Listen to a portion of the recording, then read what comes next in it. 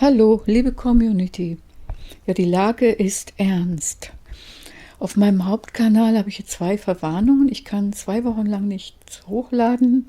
So schlimm war es bisher noch nie. Und die greifen sich alte Videos heraus. Ich habe jetzt schon einiges bereinigt und bei Telegram hochgeladen. Ich kann nicht sagen, was die dort als nächstes unternehmen. Wer noch weiter verfolgen möchte, was ich übersetze von David Icke, dem kann ich jetzt nur empfehlen, meinen neuen Telegram-Kanal zu abonnieren, Marielra 2.0. Und wer größer mitdiskutieren möchte, kann auch in das Teestübchen einsteigen. Ich verlinke beides hier unter dem Video und setze euch jetzt noch eins der Videos von meinem Hauptkanal dran, wo ich die Übersetzung, also die Untertitel, verbessert habe. Ja, ich hoffe, wir sehen uns dann auf Telegram wieder. The dancer and the dance. You cannot understand the dancer if you can't hear the music that the dancer is dancing to. You just think they're crazy, dancing for no reason. And so you see this awakening, Henrik, that's going on now as people are teasing out of this program version of self in the world. And they're starting to move that point of observation, and we call it an awakening. What it is breaking the bubble that most people live in, which keeps a consciousness out.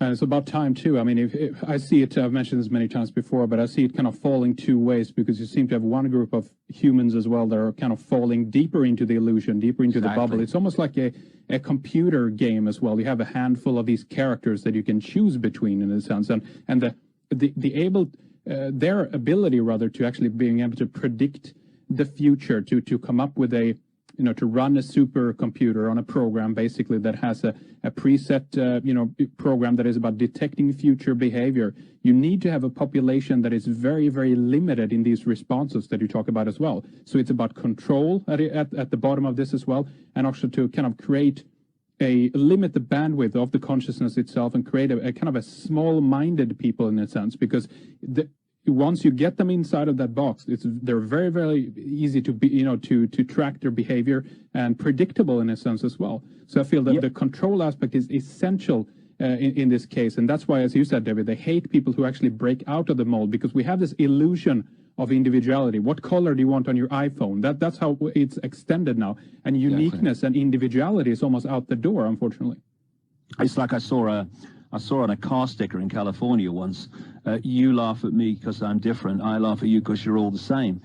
This is the dynamic of it. But what you say there about squeezing the frequency, I'm absolutely with. I've been writing about that for years, because one of the big breakthroughs is when you start to understand that DNA is a receiver-transmitter. And of course, a receiver-transmitter operates on what? It operates on a frequency range. And these stories about in the ancient world, the gods lived among them. Well, I think the gods did live among them, because their frequency range of humans to decode reality into what we would call a physical reality was much wider. And therefore, we could see these, quote, gods, because they were within the much more expanded frequency range that we could access and perceive. This genetic manipulation, I strongly suggest, a major part of it was to squeeze the frequency range that the human body computer, as I call it, body-mind, DNA receiver-transmitter, was receiving and transmitting on. And thus, the gods are still where they always were, but we can't see them anymore, because we are no longer going that far out in the frequency band where we can actually see them.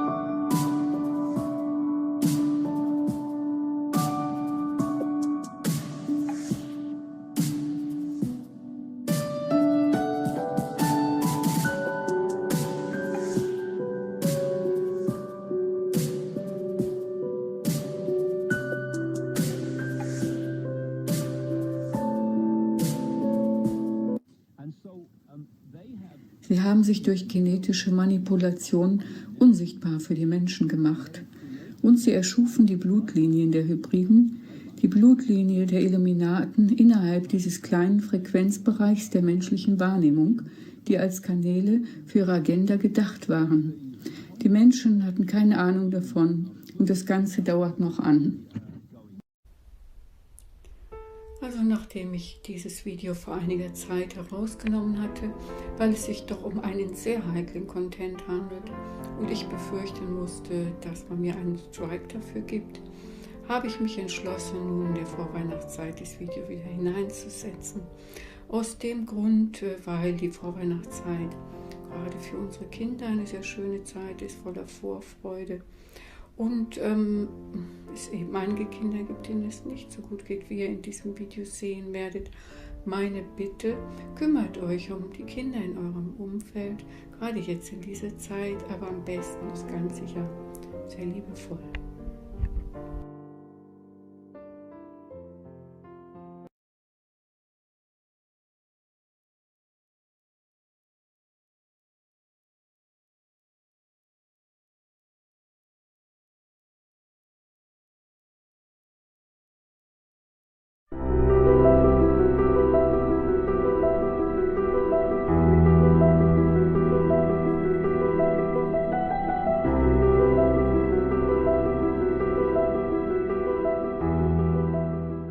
These people always seem to live long lives, don't they?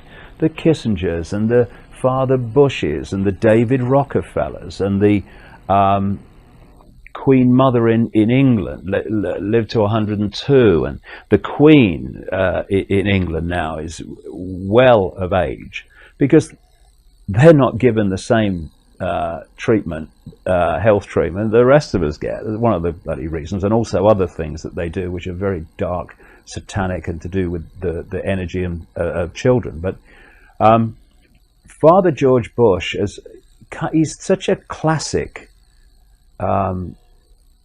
purveyor of this madness, this insanity that they want to impose upon the world. And as presidents go, he's a bit higher up the ladder than, say, his son or some of the others. And I would want to confront him with not just questions about his role through the years in so many things, because coming from a bloodline family, he would have been brought from birth. He would be developed to be in the positions that he was in, head of the CIA, and vice president, president, and all these other things that he was involved in. But there's another area of Father George Bush, which is something that a lot of conspiracy research doesn't cover, but really needs to, and that is pedophilia. It's a deep rabbit hole, but when you connect the dots, you can explain why the ratio of pedophiles to positions of power, especially in the higher levels, is fantastic compared with the ratio of pedophiles in the general population. But this man, Father George Bush, has not just been responsible for the most unspeakable, grotesque, unimaginable sexual abuse and torture of children using various electromagnetic technologies and such that cause enormous pain for the kids who are tortured. This guy's been responsible for the deaths of goodness knows how many children. And I've met some of the adults that he abused as children and survived, and they are absolutely scrambled mentally, emotionally, and physically because of the horrors that this man put them through. Now, there's a number of reasons, Luke, why we need to look at this and expose this. First of all, to stop the kids having that done to them, but also to let people see into the minds and the mentality of those that are behind this global conspiracy. But there is something about their genetics which has deleted empathy. It's deleted the ability to feel the consequences for others of your actions. And if you think about it, empathy is the fail-safe mechanism of human behavior. Because if I have empathy, feelings for how you will feel from my actions, then there is an immediate limit on my actions. I'm not going to do something to you because I have empathy with how it will make you feel. Delete that, there are no limits. So I've said to people for nearly 20 years, don't look at these people and judge what they would do on the basis of what you would do, because it's not the same thing. You know, orchestrating attacks on 9/11, which killed 3,000 people, around 3,000 people. But the empathy with not only those that died and those that suffered horrors in those buildings as they collapsed, but all the families. We could never do that. Delete empathy, and 3,000 people dead on 9/11, and you know, so what? That's the attitude that they have, and people can't kind of understand that. They think, no, they would never do that. Well, hold on a second. If you will take a little child before the age of 6, 5 or 6 is when they want them, you will put them into mind control projects that involve grotesque trauma, emotionally, mental and physically trauma. And you will sexually abuse them.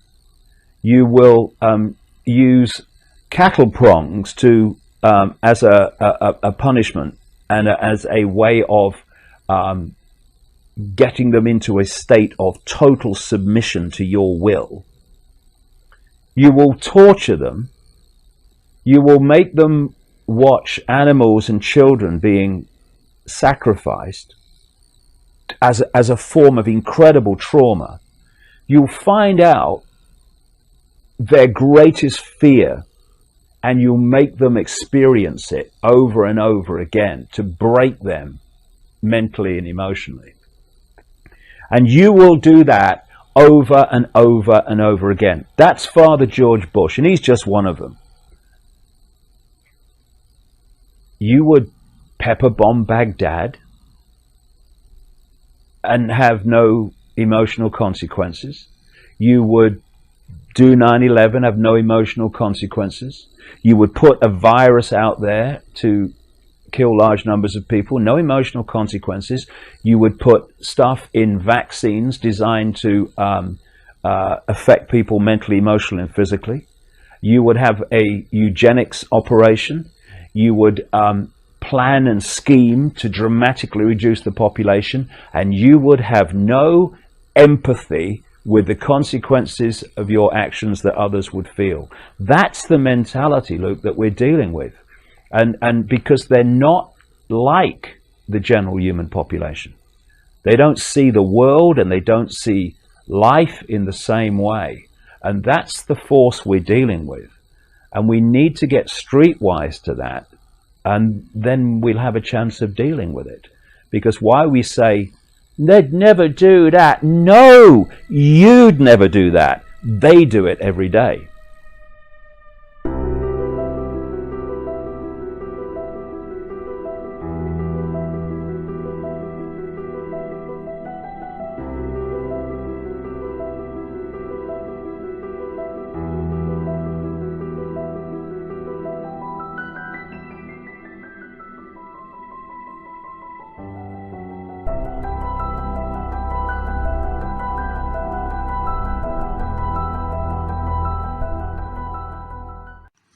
Now, I've been investigating and exposing the global paedophile ring of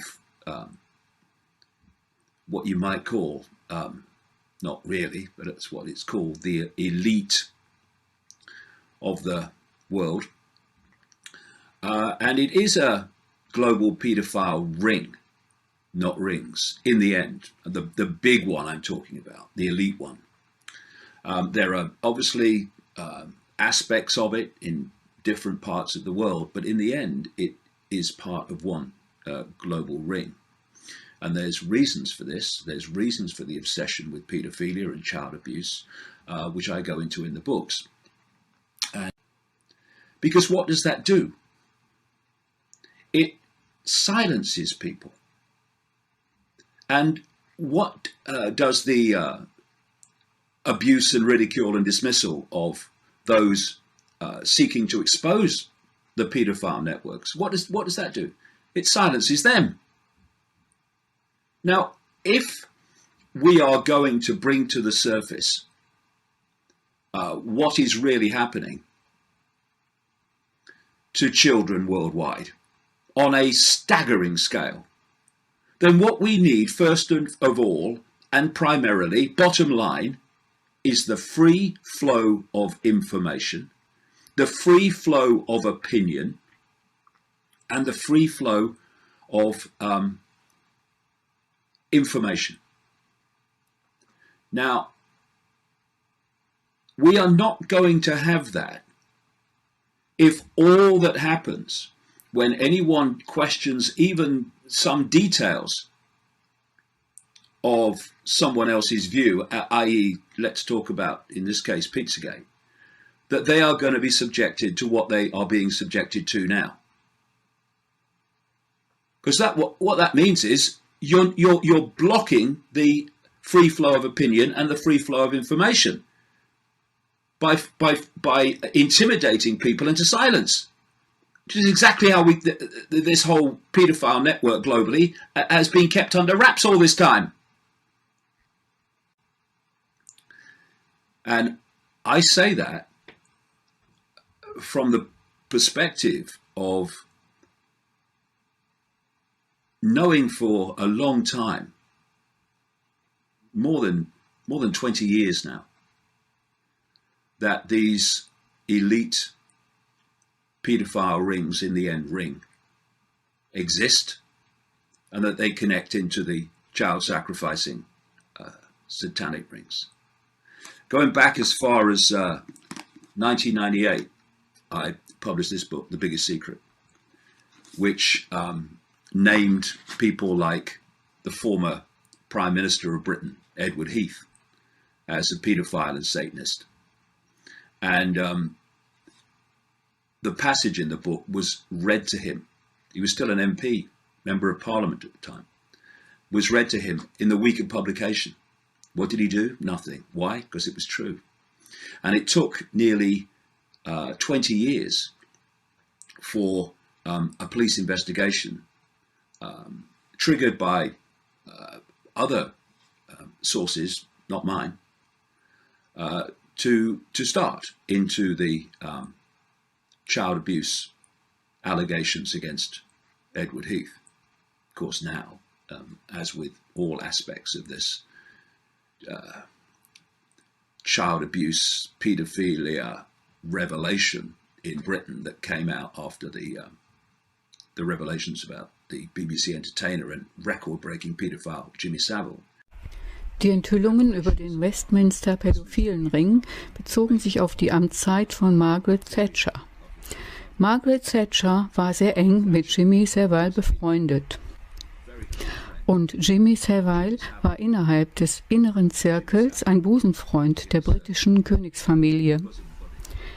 Er wurde in den 60er Jahren in den inneren Zirkel hineingebracht von Lord Mountbatten, Mitglied der Königsfamilie und ein bekannter Pädophiler.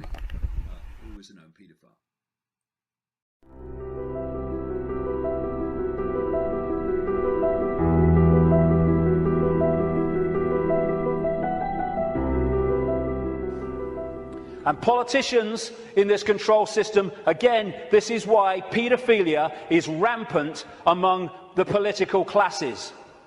This is what the Satanist confession said as well, that Australian guy. Politicians are introduced by a carefully graded set of criteria and situations that enable them to accept that their victims, children, will be our little secret. Young children sexually molested and physically abused by politicians worldwide are quickly used as sacrifices. In Australia, the bodies are hardly ever discovered, for Australia is still a wilderness. In countries that are not a wilderness, they control the mortuaries and the crematoria where they get rid of children who they want rid of because of what's happened.